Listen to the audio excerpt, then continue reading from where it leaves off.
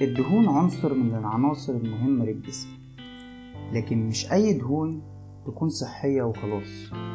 في أنواع من الدهون صحية وأنواع تانية ضارة جدا لينا. زي ما قلنا الدهون واحدة من العناصر المهمة، وده عشان بتساعد على امتصاص بعض الفيتامينات والمعادن في الجسم. ايه هي الدهون الصحية والدهون الضارة؟ أي حاجة ليها علاقة بالدهون هنتكلم عنها النهاردة في الحلقة. قبل ما تبدأ متنساش تعمل اشتراك للقناة عشان يوصلك كل معلومة بنقولها هتفيدك وتفيد عيلتك. اعمل لايك لو عجبتك الحلقة.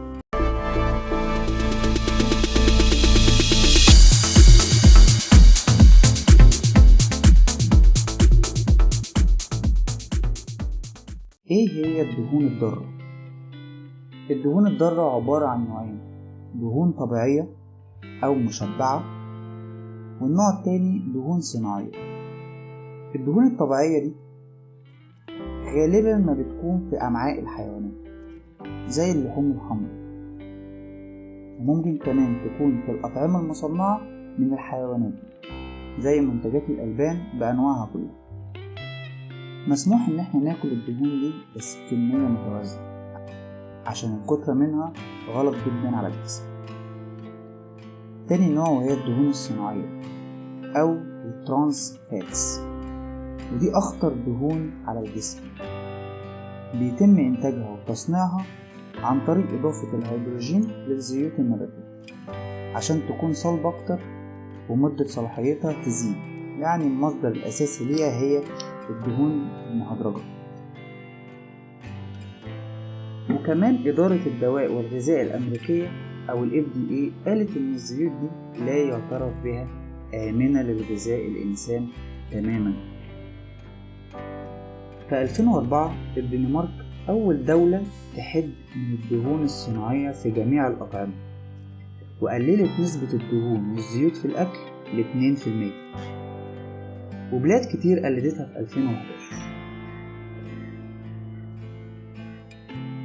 الهند عملت لائحة بتحد فيها من الزيوت والدهون ل 10% في 2015، ومنظمة الصحة العالمية نزلتها ل 5%. وكان في تصريح من هيئة سلامة الأغذية والمعايير في الهند أو ال FSSAI يوم 29/12/2020 إن الحد المسموح للزيوت والدهون يكون 3% من السنة الجديدة، وبعد كده تكون 2% من السنة اللي بعدها. وبدأت الناس تستخدم الدهون الصحية في الأكل، وده اللي خلى أمراض القلب والكوليسترول تقل في البلد بشكل ملحوظ. طب ايه هي المصادر الدهون المتحولة او الترانس فاتس؟ للأسف هي موجودة في كل حاجة بنحبها تقريبا، زي الدونتس والأطعمة المخبوزة زي الفطاير والكيك والبسكوت والفاست فود بأنواعه كلها والسمن النباتي، وبتكون موجودة في بعض المنتجات المعلبة. فلازم نبص على القيمة الغذائية اللي بتكون مكتوبة على ظهر المنتج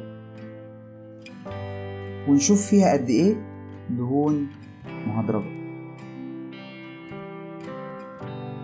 ايه هي الأضرار اللي ممكن تأذي صحة الإنسان؟ بتسبب زيادة في الوزن بشكل ملحوظ وكبير جدا. الشخص اللي بياكل دهون مهدرجة كتير عرضة لمرض السكري من النوع الثاني، وعرضة لسكتات الدماغية والقلبية لأنه بيسد شرايين القلب، وليه آثار غير صحية على الكوليسترول، وده عشان بيزود النوع البروتين الضار اللي هو ال LDL، وبيقلل النوع البروتين الصحي ال HDL. وأثبتت الدراسات إن الكميات الغذائية الغنية بالدهون المتحولة قد تؤدي على المدى الطويل لفقدان ذاكرة مع كثرة الأمراض القلب والسمنة. ربنا يحفظنا جميعا. الدهون الصحية أو الغير مشبعة، خلينا متفقين إن أي وجبة بتكون مكونة من 3 عناصر أساسية، وهي البروتين والكربوهيدرات والدهون. كل عنصر منهم في مجموعة من الكالوريز أو السعرات الحرارية اللي المفروض ندخلها في جسمنا عشان تمدنا بالطاقة. يعني 1 جرام بروتين ب4 سعر حراري، 1 جرام كربوهيدرات ب4 سعر حراري، لكن 1 جرام دهون ب9 سعر حراري. عشان كده نسبة الدهون الصحية في الجسم لازم تكون بسيطة. وبقولها تاني، نسبة الدهون الصحية في الجسم لازم تكون بسيطة لو عايز أظبط عدد الكالوريز اللي مطلوبة في جسمي يوميا.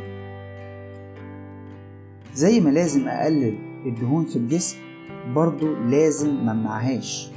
الدهون مهمة جدا جدا للصحة العامة، وهي بتمد الجسم بالطاقة عشان زي ما قلنا فيها سعرات حرارية كتير، وبالتالي هيبقى فيه باور في التمرين أو في الشغل. ده غير إنها بتساعد على امتصاص بعض الفيتامينات والمعادن زي ما قلنا في أول الحلقة. طب نبدل الدهون المهدرجة لدهون صحية إزاي نستفاد بالدهون في الجسم بس تكون دهون صحية؟ نقدر نبدل الزيوت المضرة بزيوت صحية وطبيعية زي زيت اللوز، زيت الزيتون، وزيت جوز الهند، وغيرها كتير من الزيوت الطبيعية. ممكن نضيف الفول السوداني مع الأكل بتاعنا عشان نقدر ناخد الفايدة الدهنية منه. ممكن نضيف أي مكسرات زي اللوز والكاجو وعين الجمل. ممكن ناكل أطعمة فيها أوميجا 3 زي الأسماك والأفوكادو وغيرها كتير. الخلاصة، أثبتت الأبحاث أن الدهون المتحولة خطيرة جدا على جسم الإنسان، وعشان كده 1. نقلل أو نمنع الفاست فود على قد ما نقدر، ونبدلها بدهون طبيعية أو دهون صحية. 2. لازم نقرأ القيمة الغذائية اللي بتكون موجودة على المنتج ونعرف فيها كام في المية من الترانس فاتس. 3. نضيف الزيوت الصحية اللي اتكلمنا عليها في كل الوجبات عشان ناخد الفايدة من الدهون كاملة، والوجبة تكون متوازنة من بروتين وكربوهيدرات ودهون، وكل ده عشان صحتنا وصحة أولادنا. دمتم في رعاية الله.